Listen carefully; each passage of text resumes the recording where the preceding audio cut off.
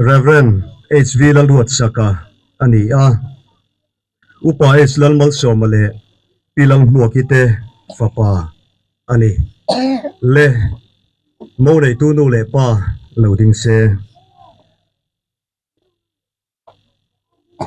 ole alom ome mei chia hi Ngurlianzuali inneih Reverend Lalruatsaka le pilal tlan sangite fanu ani khongain mo nu le pa loading vele se ole alom ome bungsom le pathum changli thu hebrai bungsom pathum changli mi zong zong zinga inneih hi choi moinom sela khumpo ti bol lo lovinom ro se mo nei tu le an thiang te khongain loading se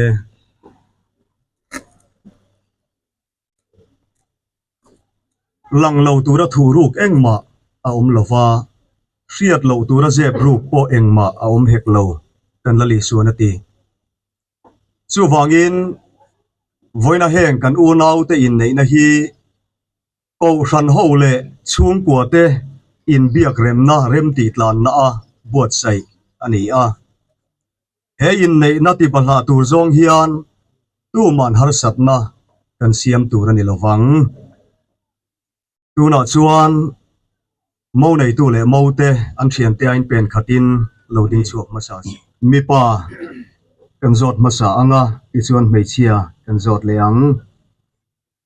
nang Reverend H.V. Lalruatsaka pathian mingin ka zot ta che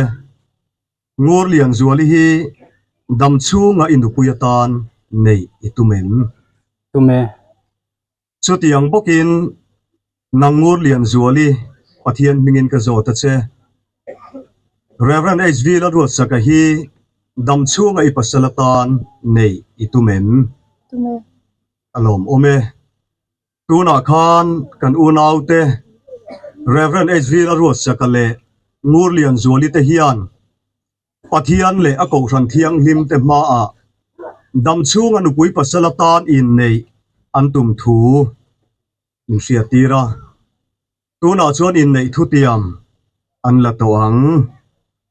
mo nei tu le mo te in matonin loading se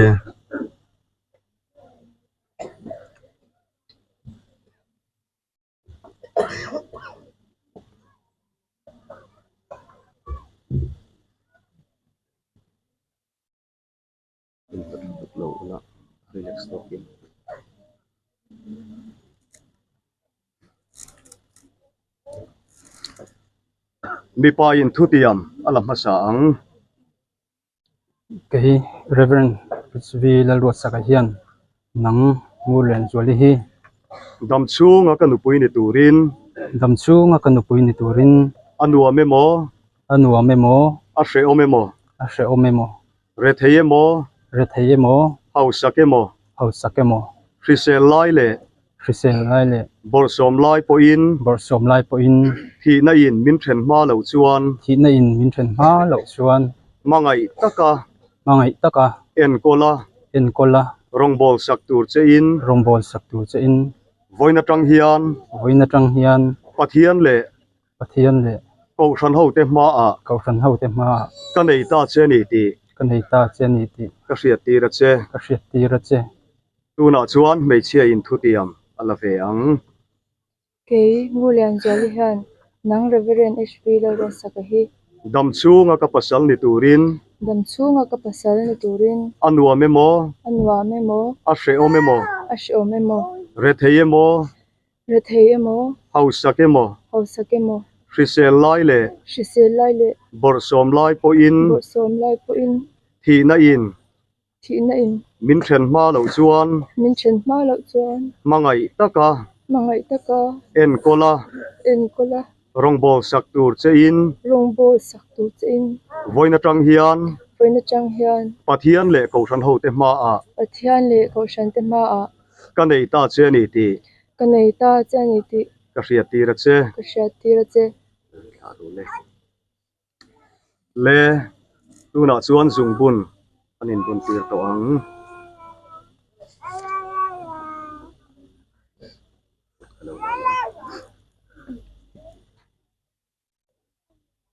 pathian dan thiang hlim ang zelin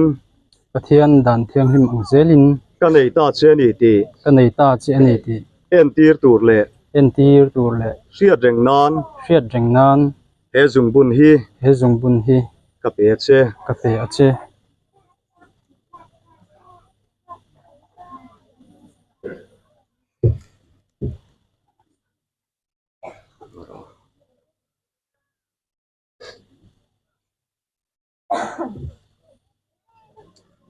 kan u nau te in nei na hriat pui turin kan zai ni lo ding ang u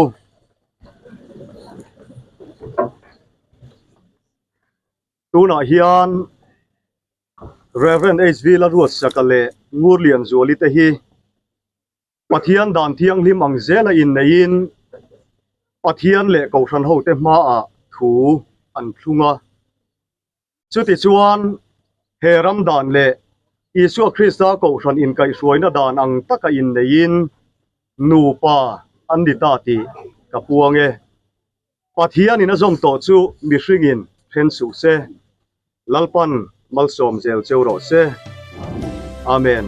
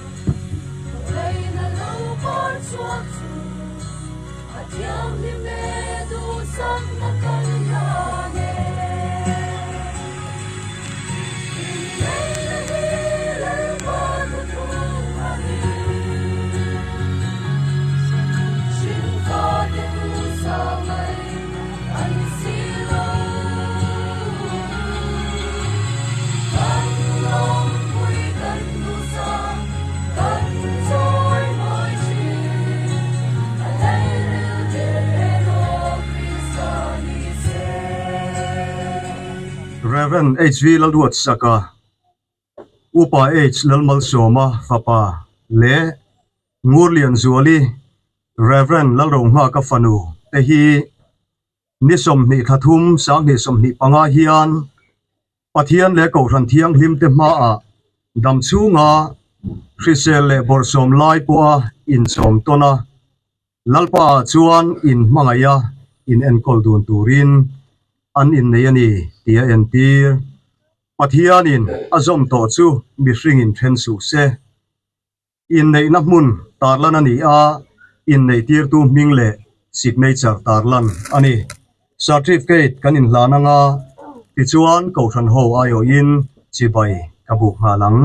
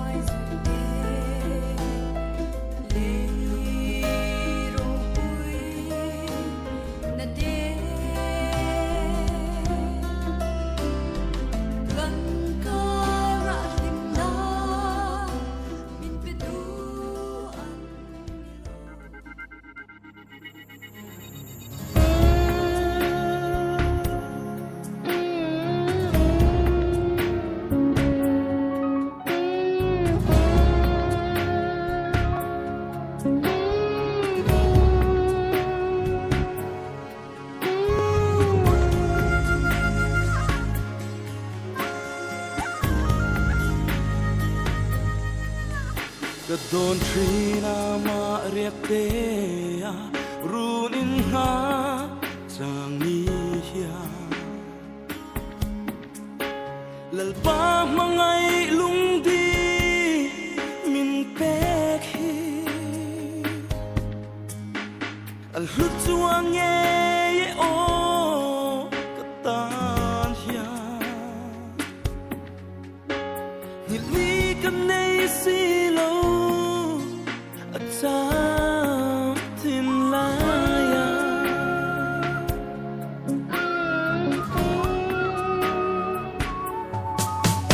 a sap mel moi le an ka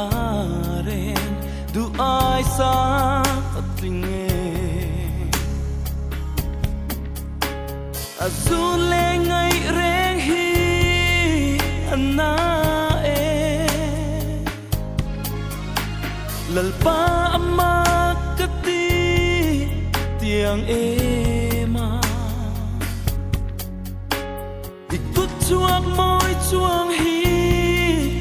kapu lo asin kara mel mate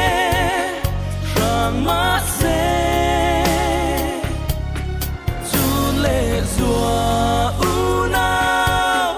rang ma se samang kan in tre hal su ang che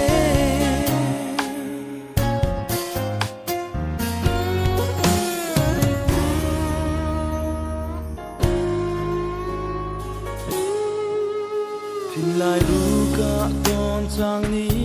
hia suy lung lo akim nghe ketan renga kwanu ruat em ni sel na tu renga o mol lo ve isu nangin sakla shuayang che kara mel mate rang ma se chu le zua una rang ma se samang kan in tre hal su ang che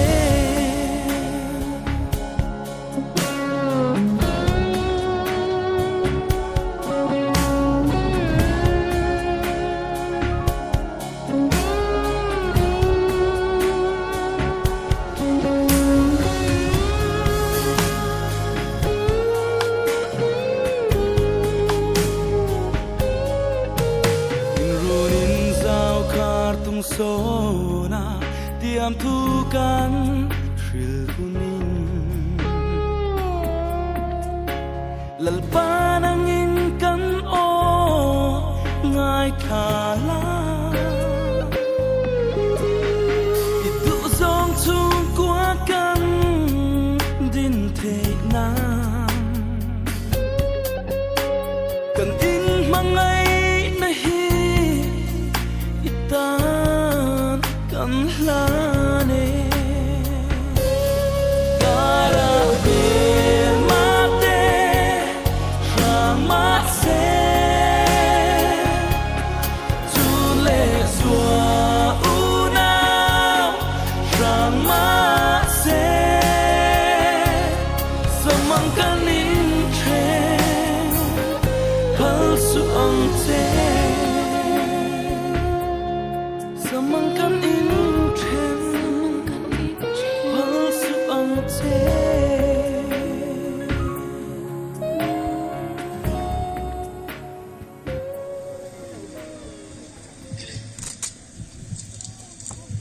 Pathian thang ni milo ngai sang Hebrai bung som pathum chang li mi zong zong zinga in nei hi choi moi om sela khumpo ti bol lo lavin umro se in ngai ti le uire te chu pathian in angai to don sia athu kan charte lalpan man min som sa ro se le hei vena un thatak mai kan neya fuina thu soi tu a ro chu kan i khanin e alo mum ka ti khop maya chan chu soi tur kha tam don lovin ka sia hei ai nei tharte kan sia an ni pani ngat phe chu fui tam khan ngai don lova chu ma te chuanin fuina thu soi tu ni po kha a phur omin kan ria a in bua se po ka in bua se ram lem lova tiang chuanin he thalak te poimo a khanga han din chuwa kumu ka thalak kha han ti te khana kina ludona chung te chu alo mom lai ni te pon kan ria a ei kan ria dangin kan in nei thar te hi pastor fanun nia in la bial kwal zel na poti doni la experience an nei tha em dona amonu zo pon ni sela apa ina shwai kwal shep to kha ani dona ni chung te ngai tu chuanin ko than zona po han sei tu thui de om lo theya maro chu pathian thu chang han talan lo bible ka keng ve ka maro chu mi som ma ati hianin toite ni thau boka hebrai bung som pathum chang li ka kan kai shoi tu ina kan chan tu ina ron chiar to a mi zong zong zinga in nei choi moi nom sela khum poti bol lo lovin nom ro seti lai te kha han lak chu ve zok kan duwa ti chuan mi zong zong zinga toy theyang berin kristan ena ka in nei hi choi moi om zel theinan voinia a chan chin thapong da tu te kan poi mo ni ti hria ila he in nei chung chang hi ani mai lawa kristan ena kan in nei na hi mi zong zong a choi moi a oma khum he tak sa ngei po hi ti bol lo lova ama rong bol nan ama du dana om tura kan ti thiang him apoi mo ni chulai chu toite han talan kan cha ka chulai chu pathian thu china chu kan tar lang duwa ti chuanin voina kai nei thar te hi ga soyang khan hun rei mang don lem lova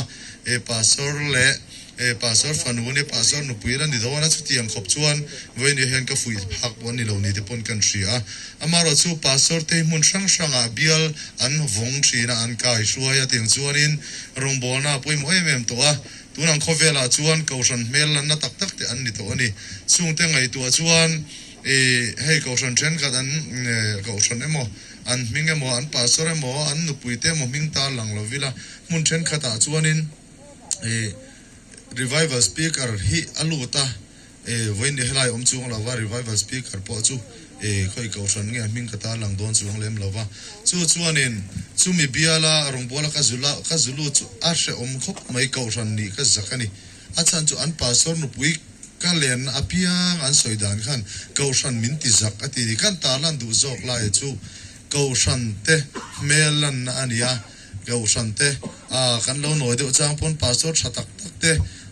chu tiang ang kan nei pe chuan kausan hi min ti za om ve thina ni chung te ka ngai to chuan be se ne sang tak nen voin hen kan nu patuak thar te hi ga thlir ani ti chuanin mun sang kausan sang te ka thira salvation lama te chuan an nu puite rong bol tu an ni ngala tiang chuanin an nu puite po kha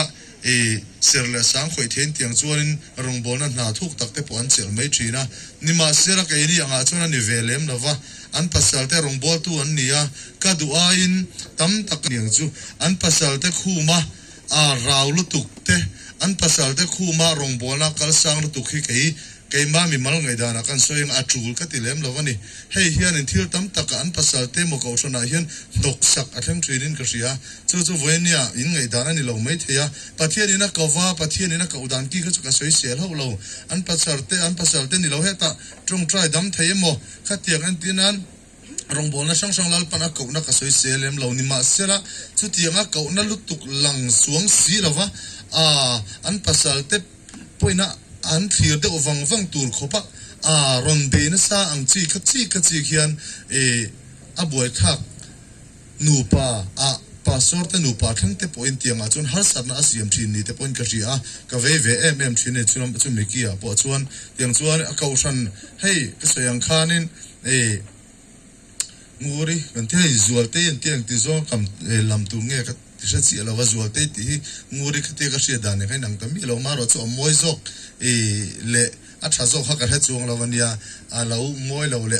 fan ti chi lo lo ti po mi lo je thi mula a kai mai na kan lo kalpa mai le kan lo ko mai na la ki kha ani kan tar na hian ai moi zok le an ko na sa zok te po lo ni theya zual te han ti thar kha i kan she de ule ka kai ma na ni chu tiang chuanin zirtir ngai le khating ang tur tak tak khanin a omdonin ka shelem lova amaro chu an parong bol na khuma enge be chiam khachuanin an nu pakara po thil har sana tam tak rong bol na thlen thei zo karing ani chungte ka thlir chuanin an pasal te ta na an fa te ta na rin taka rong bol mai tur hin ka tu amaro chu ka soyang khan mi big pathianin a kaule a pathianin a hruai big ngoi te chu anom thei ome chung chu soi sel the ni ho lo ni ma sela chung ang ni lem lawa tum lu tuk ang chi no mani o ti chang te ka nei thina ni ma sela chung ang chi a te po chuan soi sel ngai le fui ngai no merin om lem lovin kan thri a ti chuan soi tur tam tak om voin e hian ke ma din hun po ka soi cha ka hei voin a kan pheya dar som atangin ma de win kan thleng pheya ka puma dik lawa hei ka voin chu kan ti moi te ang ka te ka lu ka met man lawa chuwang chuanin helmet ka khum phe ni a kan nui na scooty khal phe le chon helmet ka khum du ati wangin tiang chuanin helmet ka ron khum phe motor chuang chungin ani chu lum box ya ka pum dik lo nen ta chon puran ji da thena khon kan klu ni chu ti mai te ang kam mu chara in khom karon chuak chho don thina ka kal thei ngang lawamin mu karing noi khom lai khan tiang chuanin khom bang ni la ka ti hara voin ni hun man nge nge hi ka tu ma wangin tiang chu ke ma din hun ka soi lok ka duwa in khom na mitin ne ra wa in soi fia khet ka tul ka ti lem lawa mai ma se tul lo hei kholum nuaya ngai lem lo thil kha ka chok ve ka ni chu chulai ke chu karil ro om lian em ania pathian tu toi te le helaya rong bol na kunga anu pa an pa rong bol na monu zopon an parong bol na ting khanin bial tinan lap fan na khonga te pon yang chu bial tinan lo omanga troi om sera that kin ti hi ka du thina ni ke ni ko sana te ko san chen khata te po a sai turan om em ka hrebi lo ni ma sela tam tak ka thlir hian pathian ina kau nia ka hriat vut lem lo an nu puite a raw lut tuk ang chi te a tul ka ti ber lem lo amaro chu pathian in tu la ti ni chu kan soi sel sak thei chu ni ho lo ma se chung chu ka ngai tu na lo lu ta ni a chung te chu ril ro ma sai tu ka nga view ma se khami chin ang ka du tok tu dang o sfui ngulu tuk nga ya kan rot lo wanga ti khan hun re mang lovin khami chin khan ni mai te se hay ka mui te hi ngau nei don roi han ti la chong kam moi lo ni lo se la an lo pan khang lang a dot ka soi po ka se si lo wa mui pan chu do he an ti te kha ka lo se ve box ya po ni se la do he a chon min lo ngai lo phot ula moi na po dot soi tu kan hin ken se lo wa luk takin ai thu soi toi an ti a toi thiam mang mo ti kha chu ka ru ru na ngai to wang wang a min lo se thiam sam an yang chu le ne kan soi tu te wa ni ya kan mo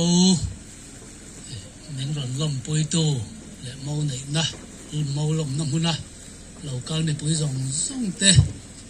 in zawai chunga amasa in lom thu kan soi masa duwa chuan ka ru lian atang alendan in dot po ni chong lovin kan soi chawanga lom thu bak hi tu tiang chuan chiat ni mi hringin chiat ni that ni kan to ang chi zong zonga te ma ni in ama chon thei lo eng ma hi ma ni hian apui tlin thei lo hi ani de uber hian ka ria a chu wang chuan he tu na in nei na thila te po ko san ho ten na satakin min choi o min ko san ho te kan ti buai le in ka ria a heti ang hian biak in te po khotlang le kual kwa changa lo kal zong te po ina in mu sak ang hian biak in pa ngai tak kan la nei thei lova heng ang thua te po hian na satakin ko ran ho in chan la kan zawa in mo nei tu kan ni vek maya ko ran in mo kan nei don kan tia chu tia ang chuan anei tu ni na hi kan thim lunga hian aliana kan lom boka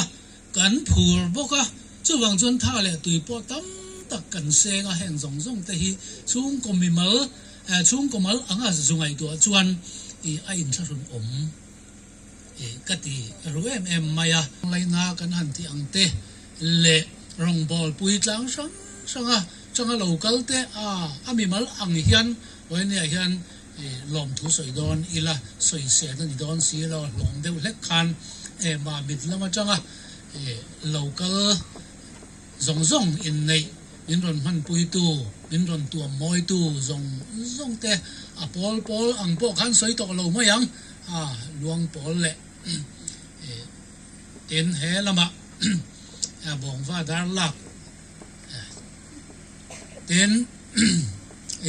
kor te thoveng achang tein kor te thoveng ngat phei chu kan ngen angin engkim mai ko san ho nu le pa chan chang Bunghmun Isu Krista ko san ho te ta na yan nu le pa chan chang tak senga elaya min ron tu moi tu hun sang a local achang a local te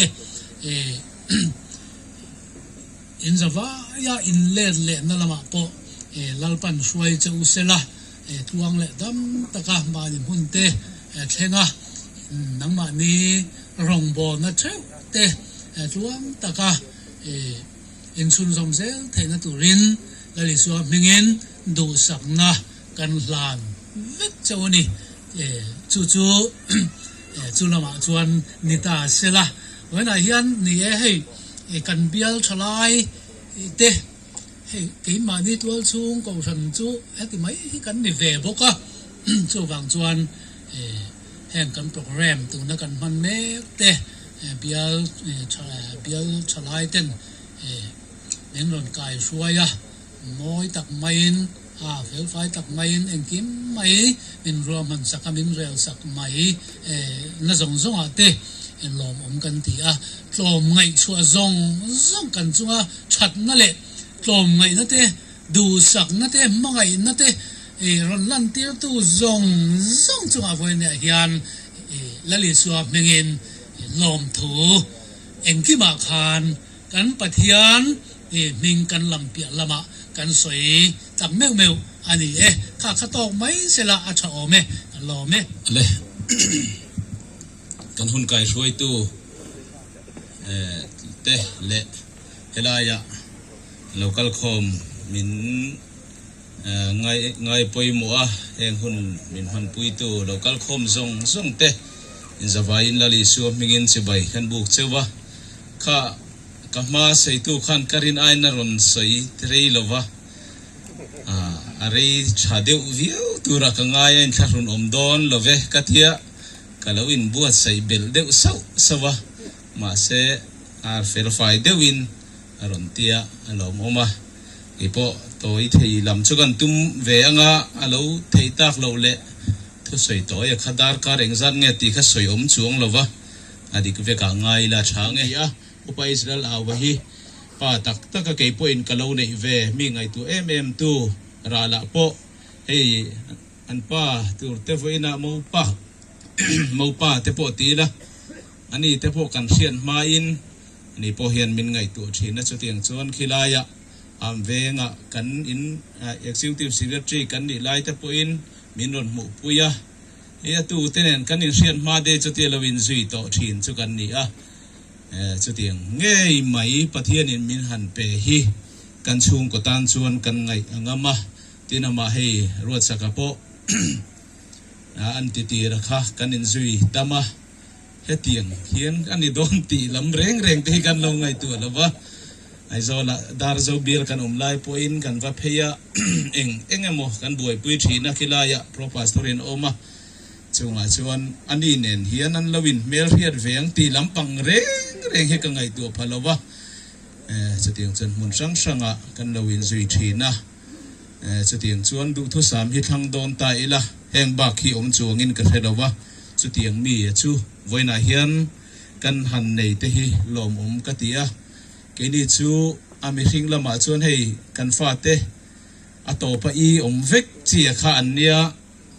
kan tan chuan fapa du tak mai kan han nei ani kan tham buangin kan lom tak zet ani pathian in fa pathatak min pe hi kan lom ani pai to bun khle man omani mai the khang le churon soi du garing lem lawa abula ka te ke ni kan ngun che ne na chen ka ti nan lo mu cha ke mem che kan ti ya chu ti khop chuan zora ma milar ani ya bi sa ti tau chong ti ni ya ai veina in hlang e ron sak don mangai na li ya zuang lu tin aron tiam lo tu rangai ta reng po ni se leng vek tu rangai la a chome hela ya income service pa ngai te kan sau to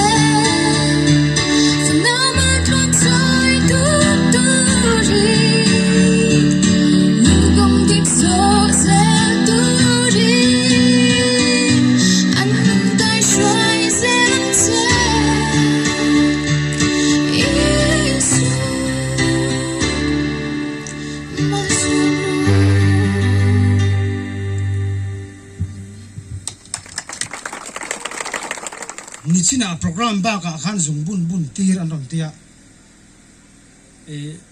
pastor dim mun anga de ka in sam tir nga ka cham tir dor mari o kan te kan khong ai le de wa cham tir ngai la win thiam de win aling bun tir to rangai ta la thaw me le tu na chuan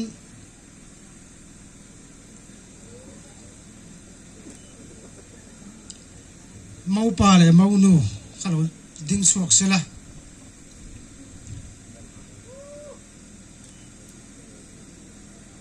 ngor ding suak ngoro lo lain pesu lo lain tir su a soi du lo chuan ka cham tir do na cham tir ngai lo ina soi tu ra nga yang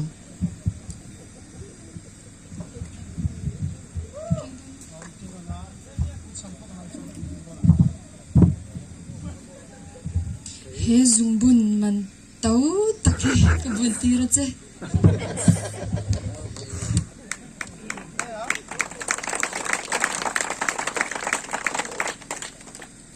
le lo ma men chu thai le ti chuan ram ding suak le sela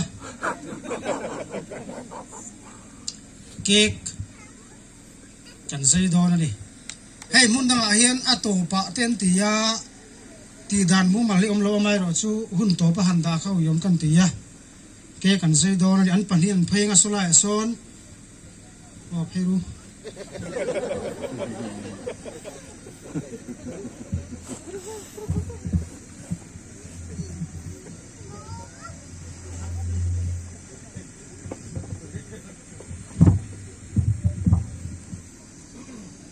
azai na man ro kha in pathin han la ula in von du na ga in zai nga ti chuan in du to khan ini ko von la ding nam bang ve khan in du tiat khan zai nga te lu tu lo ni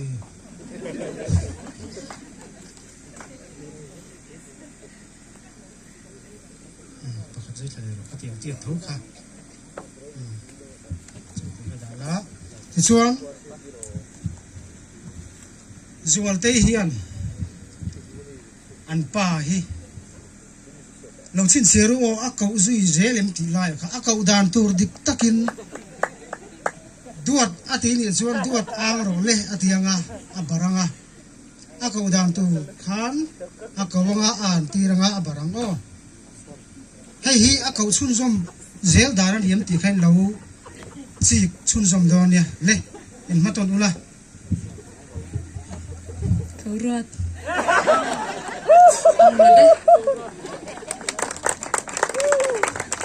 Ti chuan ruat sakan ala vele thunga nga abar ve don ani akau dan turin adu dan da na kawanga ti chuan ang ro le atianga ai ti rang o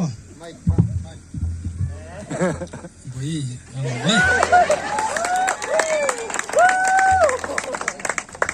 le zai le ru le pali zai ru le ti chuan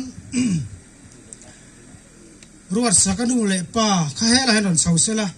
ti chuan zual te nu le pa ron chau bok sela kan stay sit chep dewa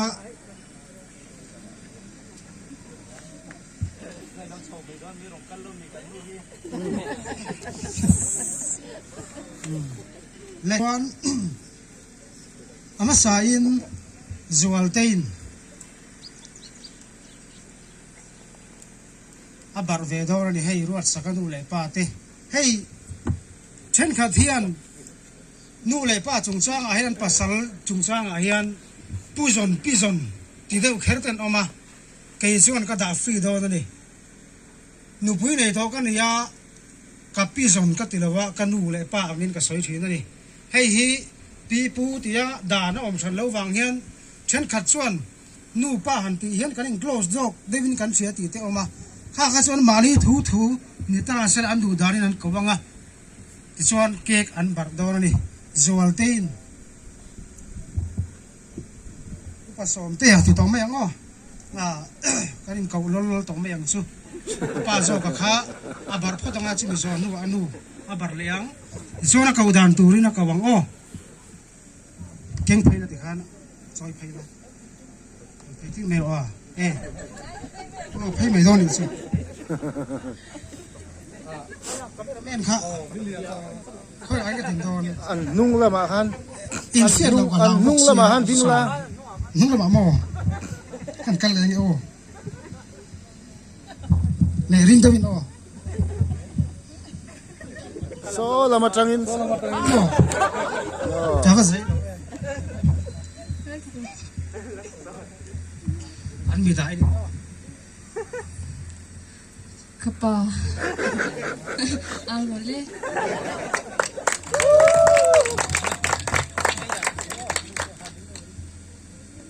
Kanu ang wale.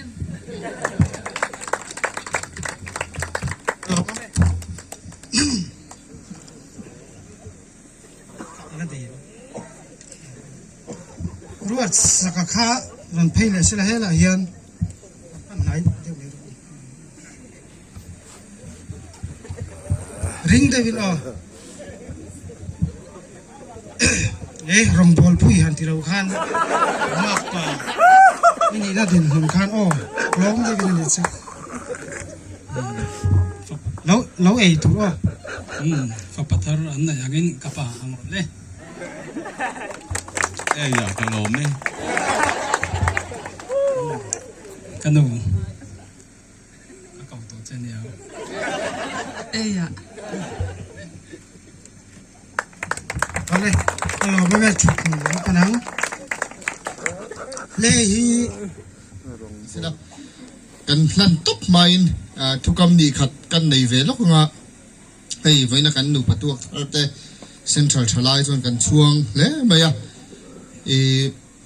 hei central thalai hian dan bu hi athar kan manga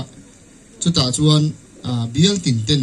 le central a pon chu kan huam chung zela hian chian ni thani in kai hroina dan ni athar man tur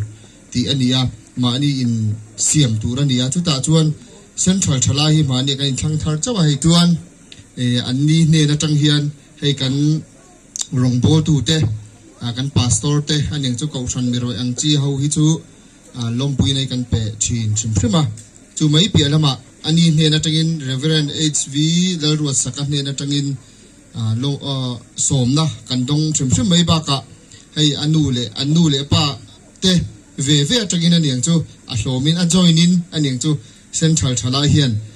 lompui tu ra somna kan dong a chulai chuan lomom kan ti hle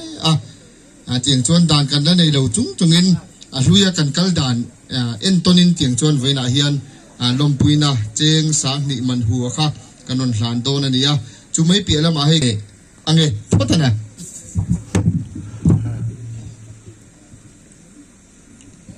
hei kan du saka ate tak thei lawani central isokisa ko san thalai mizoram in nei lompuina reverend HV Lalruatsaka le Ngurlianzuali ni somni thathum sang ni somni panga isokisa ko ran pathian biakin West Bunghmuna inin nei hi kan lompui tak zet chewa in nei thutiam vongnunga Krista le akau frantana rongbo tu thatak ni zel turin in ni zel theinan du sakna kan hla na cheu ti ni a General Secretary Tualupa Dr. Bima Somkimale upa Islar Frat thanga leader ten ning anzia kani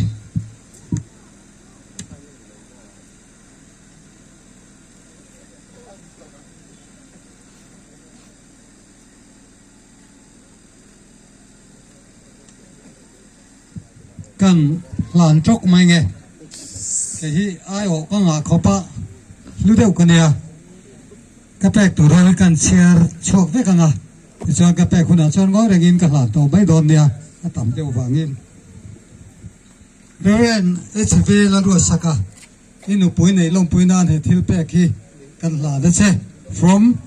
Iso Krista ko ran employees welfare tiani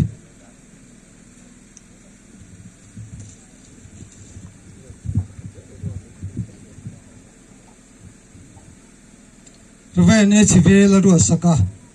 iko pui om mi lalpana pek che wangin lompui nan he thil pek hi kan hla da che central Iso Krista ko ran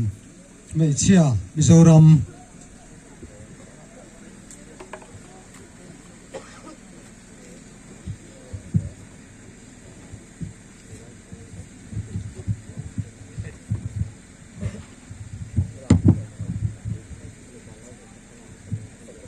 Lompuina Reverend HV Lalruatsaka Director Tripura Mission Field Pathian in dam chunga iko puitu Ngurlianzuali apek che hi kan lompui tak zet che ani ti lan ti nan le lompuinan pathian le ka puthiang lim holi bible hi lom takin kan pe che nupui mu chuan thil tha mu ni lalpa du sakna achang thin tu fing te bung som pari achang som ni le pan ni upa lalrin moi ral te chairman reverend C sap son ngura executive secretary assembly mission committee mi malania min kentira kan siarang kan lan ngal thobange he chu anu le pateni kan siar thim thim bange Reverend Lalruatsaka Iso Krista ko ran mamit ngurite in lompuinan Dr. R Balal Machuani lunglei atangin non thon wang wangani heng ho hi an la nanga ti chuan mission committee te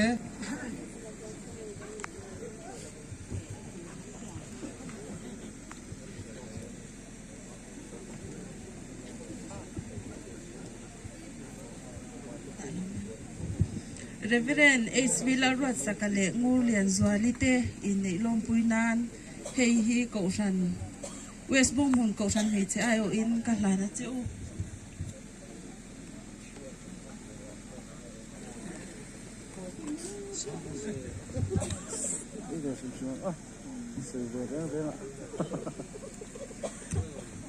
Krista pasal chapol West Bunghmun.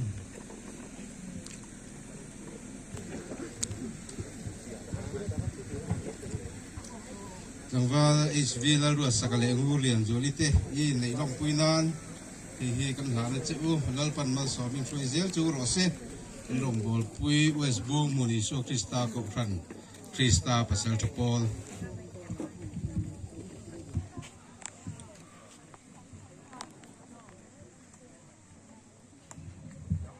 Krista pasal chapol mamit.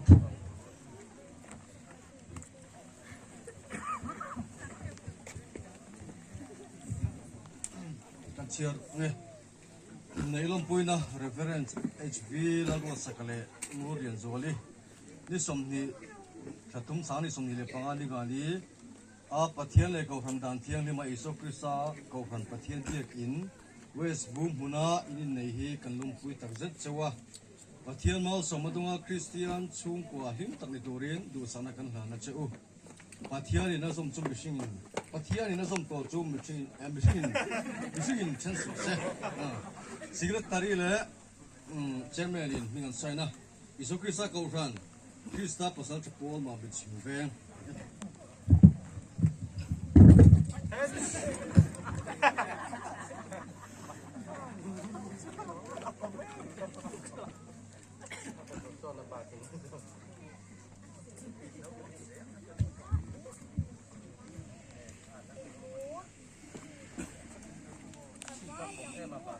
Mamit zai pol kum sang ni som hi le pali